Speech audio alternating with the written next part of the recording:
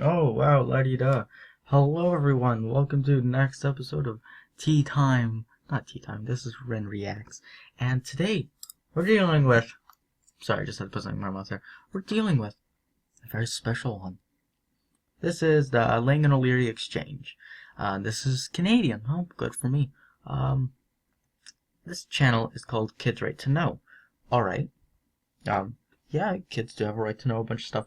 Shouldn't everyone have the right to know everything, though? Why just downgrade it to one age range exactly when what they're talking about GMOs is going to be your parents basically shopping? So shouldn't it be we have the right to know? You kind of failed on the naming right there, but it's alright. Maybe you can make a little comeback. And this is called it's like a 14-year-old and she wins a debate with bully TV host. And wins! She wins the battle! Oh my gosh, delicious jello. Wonder if it's been GMO'd. Either way, what she's talking about, she did a little thingy-majigger, and she's going to be talking about GMO foods, and why they're awful for our society, and why we should ban them and put labels on them and shit. Ugh. Yeah, I'm just going to say it. This has to be the most cocky bastard I've ever seen. Like me, I'm a cocky twat, but I'm not quite a cocky bastard. Like, this is the same person that's in the video, posting the video, and she says she's won. You'll see who actually won. Idiotic statement about stupid people protest against Monsanto. Well, on the Lang and O'Leary show, which aired on CBC May 27th, Kevin O'Leary said to... Oh, boring introduction. But what she's talking about is, she's saying, like he said a mean thing about me. What? Why are you getting so bent out of shape about that? Like, people get mean shit talked about them, and it's kind of like not even necessarily you, it's like the people that protest about it. Because, like, if I were to say, you know those, religious nuts over there? They're stupid. Yeah, they're gonna get offended, but I don't see them complaining. Well, most of the time they do. But either way, like, just cause he's like, oh, those people are stupid, doesn't mean you have to get a whole ruckus about it. You just have to prove him wrong. Just by saying, like, oh, here are our points. But, like, you don't make, like, an open thing towards us being like, oh, you call us stupid? Well, do you know what? You are a fucking asshole. You don't say that. Carrying on. All of us, and I quote, I have an answer to these people. Stop eating. Then we can get rid of them. Well, I challenge you, Mr. O'Leary. Yes, very good. And if you promise not to use the word stupid, then I won't use the word fascist. Ooh, she told him in that one statement right there.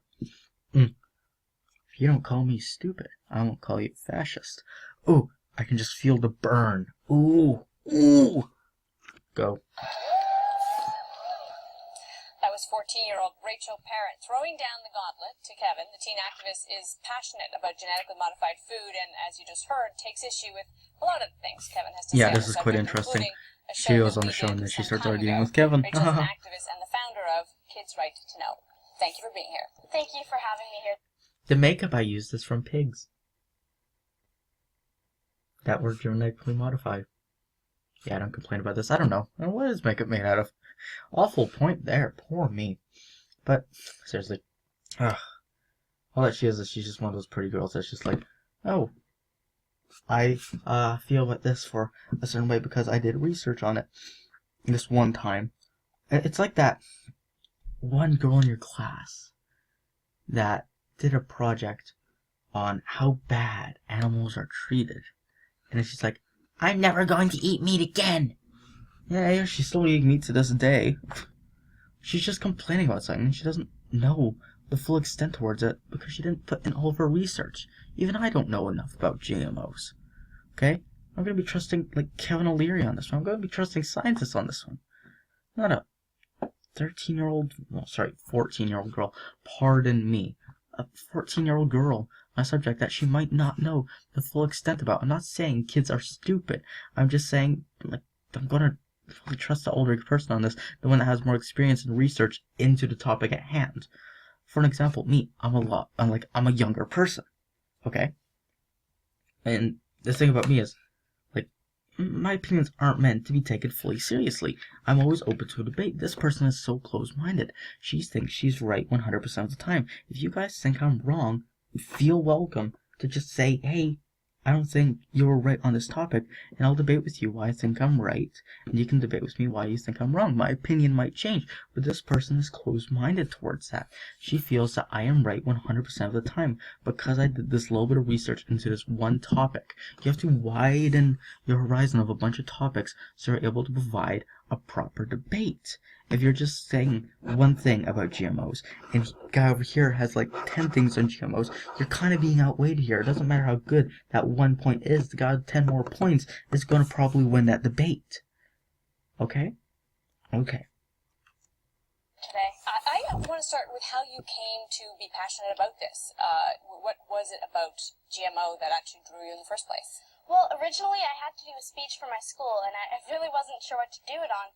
So I was researching these different topics, and I realized that GMOs actually affected everything. So I decided to go with GMOs and researched it more and more, and Please explain to me, like, all the things that you researched right there. I researched a couple things, named a couple things. You could have been like, I researched a couple things such as blank, blank, blank, and then you can use those to continue an argument. It's kind of like the structure of an argument. You bring up your point. Like, just think about this. I'm like, I think cats are better because they're fluffy, they have soft noses, and they have cool ass ears.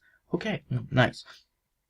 And then you'll be like, oh yeah, here are the reasons that a cat is better than a dog. The fluffy tail, such as, is like the dog doesn't have that, like, something like that. You state the points, then you go into detail a little later. If you're just forgetting that first part, we don't know. We're going in blind, and you're going to get destroyed in this first couple seconds because we don't know what the hell you're talking about, woman. eventually I just got so into it protesting and got so into it I started doing speeches for other people. Who are the other people you're doing speeches for? I actually go to schools, and I also do speeches at protests and different conferences as well. Are your parents involved? Is it something that they supported, or was this something that you did all on your own? I did it, but they support me completely. You know what a lobbyist is, right? Yes. Somebody, okay. Alright. Talking about lobbyists right here. Very interesting. Look at Kevin, all nice, sexy dude. Some people are going to bring up the point. Kevin is basically all about the money, okay? And I'm going to tell you guys something. When it comes to, like, politics and shit, I'm not liberal, I'm not conservative, I'm an NDP, okay? Kind of like the middleman in between, okay?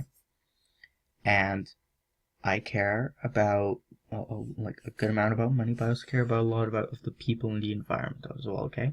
So just keep those in mind when I'm talking about my points. Do you think you're a lobbyist for the movement that's against genetically modified foods? Would you call yourself that? No, I don't think so, and I think that I'm just a part of that movement, and I feel like I'm, like, supporting the youth, really. And why, when you say kids' right to know, why do you feel it's important? I mean, this is obviously an issue that's a political hot button. Yes, is a good point here. Why is it kids' right to know, okay? Is it just because you're a kid yourself? If so, once again, that's kind of a cocky move there. And here's the main issue I have. Like, I brought this up in my opening statement. Why is it just kids' right to know? It should be, like, our right to know, okay? Just because you're of a certain age range doesn't mean that only affects you, okay? And I'm going to debunk her fucking opinion right here. Right, it's a fight in places like Europe, keeping the foods out of places, labeling them in America. It's all over the place. Why do kids in particular, in your view, need to have an awareness of this? For sure. I Here believe it it's our comes. future, after all. I mean, if you're going to do something to our food, we should definitely know about it. And we're the ones who might have to live with these consequences. Oh. So why not be... Okay. Here's the thing. It's not all about you, okay? So it could be babies, right to know. It could be fetuses, right to know. It could be sperms, right to know. Because technically, when we eat, the nutrients could be going to our sperm. It could be going to the fetus. It could be going to the baby. It could be going to anyone, okay? It doesn't just affect your generation. It can affect generations down the line. It can affect this generation. It can affect the older generation. How older people might be affected by this, because they grew up with a certain thing. Maybe the new thing might affect them a little bit more. Maybe these certain foods will affect people in different parts of the world, okay? And Kevin brings up something. I'm not going to be able to get through the whole video unless I do a part 2 on it, but Kevin brings up something a little later. He's talking about rice, and he says this grain of rice has more potassium in it. And she brings up, well, it only halves the amount of rice that you have to eat. And he's like, you know what? That's a start. If you're not self-centered that you're like, okay, this little change is better than no change, okay? How would you like it if I were like, alright, and, okay, I'm like, you know all those gays out there? If I were to say, hey, we fucking hate you, but we're going to allow you to get, like, half of you to get married, that's still a better change than not having it at all, okay? I'm all for gay marriage, by the way, okay? Just gonna get that. I'm all for it. Just get that out of the water.